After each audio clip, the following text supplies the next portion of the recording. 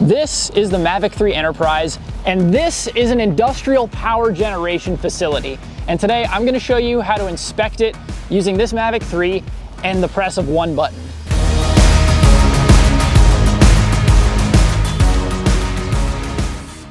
So last week I was at the Commercial UAV Expo in Las Vegas, and I was talking to a bunch of service providers, and the number one theme was it's hard to find drone pilots who are experienced enough to complete inspections and produce results that are consistent across multiple inspections. So let's say you're trying to provide a client with a month-to-month comparison of a building update or infrastructure for cracks for safety purposes. You would normally have to, if you're piloting the drone manually, line everything up to get the results that you would want to deliver. But there is an easier way to do this. DJI actually makes a software called Terra that is like a lot of different softwares in the industry, and that it's possible to plan a custom route, and you set the GPS coordinate, you set the height, and then you set the angle of the gimbal. But it's a really time-consuming process. To get it done in a reasonable amount of time would take a really long time. DJI Terra combines all of these things and makes it stupid simple to use. The first thing we're going to do is create a basic grid mapping pattern to get the photos we need of the building that we want to create a automated inspection for. We go into flight routes, create route, and for pretty basic buildings you can stick with mapping. I always like to do oblique just because it automatically captures photos that we need. All we do, just like a standard map, choose where we want it to create the model. Then we go ahead and select our camera. I'm using a Mavic 3 multispectral. Using the RGB camera, you can go ahead and select whichever one you're using. Select the height. Usually just under 400 feet is plenty. The main thing that we're going to want to make sure is that RTK is enabled. So I've tried it both ways, with and without, and for DJI Terra to work how it's intended, RTK needs to be enabled.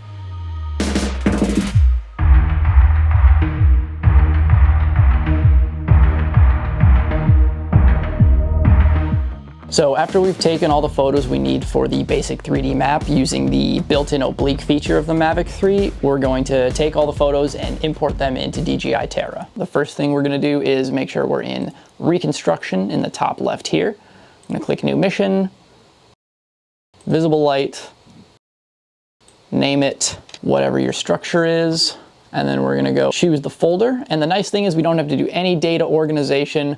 We just go straight to our SD card. I'm gonna go ahead and select 3D map, and this is just a planning step, so the map itself doesn't have to be super high quality. So if you have a slower laptop or desktop, you can select the resolution to be medium or low, and then you can go ahead and start the reconstruction.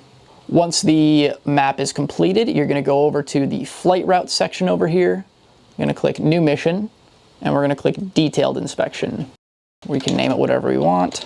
And then it's going to ask us which model we want to use for the planning. And we're going to use the power plant that we just created. And then it's going to ask us what aircraft we're using. In our case, we're using the Mavic 3 Enterprise. And now we're looking at the 3D model of the area that we just flew.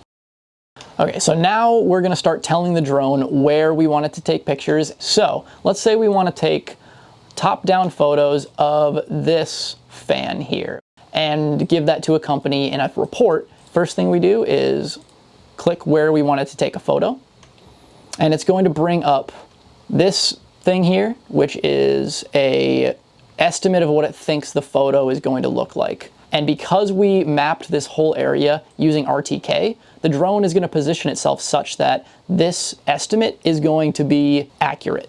And this point right here is where the drone is in space, and you can kind of move the map around to see where exactly it is. For this inspection, this is way too close. So how we change where the drone is in space is first and foremost with the shooting distance. As you can see, as I move it and increase it, the drone is rising, the photo is updating. Okay, and so this is what the photo will look like. Pretty wide if we're just trying to look at this particular fan. So what we're going to do is ask it to take another photo. And with this photo, we can go ahead and adjust the zoom. So we can go ahead and zoom in all the way. and get a really tight photo on just this particular fan blade. After we create all the top-down photos that we need, let's say we want to inspect the side of the towers in the middle of this facility. The first thing we're going to need to do is move the drone to a position where it can take a photo of the side of the tower. To do that, we're going to click on an area near the base of the tower, which is going to create a photo waypoint. The photo waypoint will generate a command to fly over to this point and then take a photo. There's two problems. The first is that the flight path is going straight through a lot of solid objects. So what we're going to do first is just increase the shooting distance so that the drone doesn't hit anything on its way to that waypoint. The second thing we're going to do is go ahead and delete the take photo command so that we don't end up with a useless media file. Once the drone is in a position where it can take the photo that we want, we can go ahead and click on the exact area that we want the photo of. Let's say we want to inspect this control panel over here and add that to the periodic report that we're generating for a client. So all we have to do is click on that area of interest, and DJI Terra will take care of turning the drone in the direction it needs to go, angling the gimbal so that it's pointed right where we want it. And if you don't click exactly where the photo needs to be, you can just move this little point around until you have it exactly centered. Now, when you're first creating waypoints, as you saw earlier, the default shooting distance is quite close, and it's telling us you're about 16 feet from this rail, which in practice is plenty of space. But because the views are obstructed, and I'm not working with a crew here, just trying to demonstrate the capabilities, I'm going to play it safe and move the shooting distance farther away. To compensate for the distance that we've just created, all we're going to do is zoom in with the zoom feature so that our photo is detailed. Now let's say we want the photo to be slightly higher or lower than the default setting. We can use the virtual joysticks in the upper left-hand corner to adjust the position of the drone in space to achieve the precise look we're going for. As I adjust the drone up and down using the joysticks, you can see the live estimate of the photo is updating, helping us visualize the final product.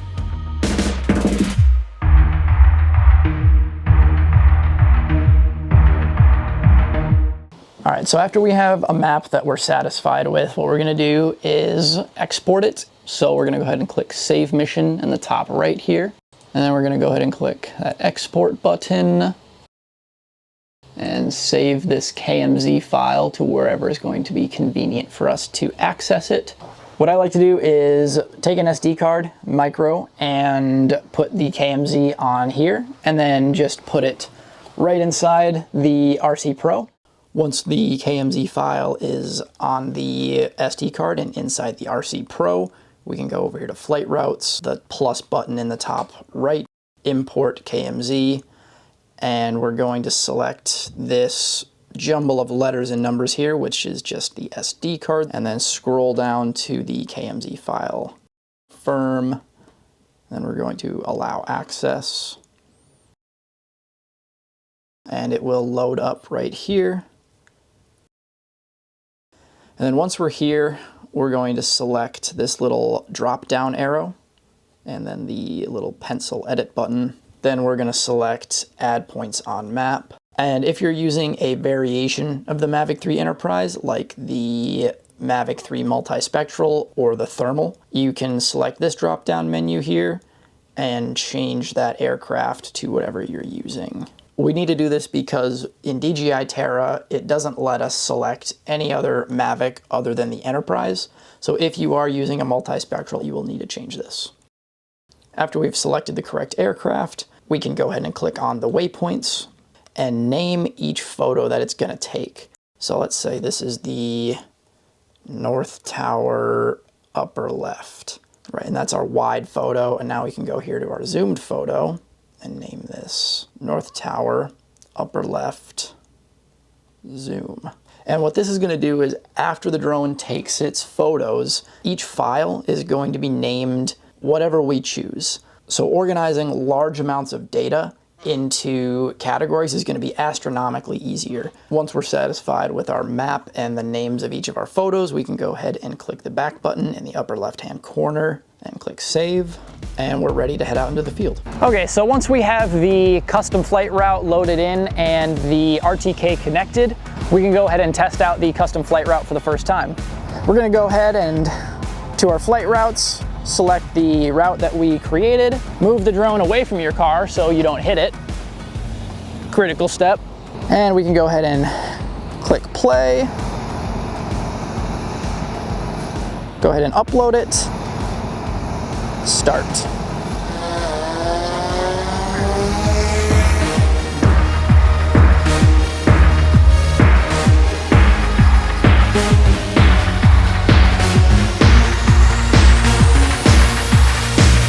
And I remember from the software what I wanted the photos to look like, so I can look at what the camera sees and verify that it's doing what it's supposed to. And it's moving to the last waypoint. We can check the status here. Yep, almost at the waypoint.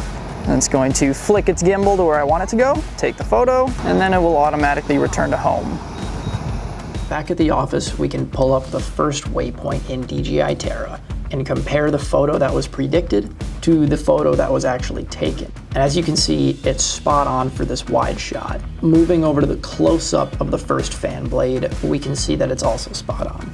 Let's also take a look at the other fan blade. And yep, the prediction and the actual photo are almost identical. Finally, I threw in an oblique photo of a tower just to demonstrate that this process works for more than just top-down inspections and can be used to speed up the creation of complex inspection routes, which can then be used to improve the consistency of your deliverables.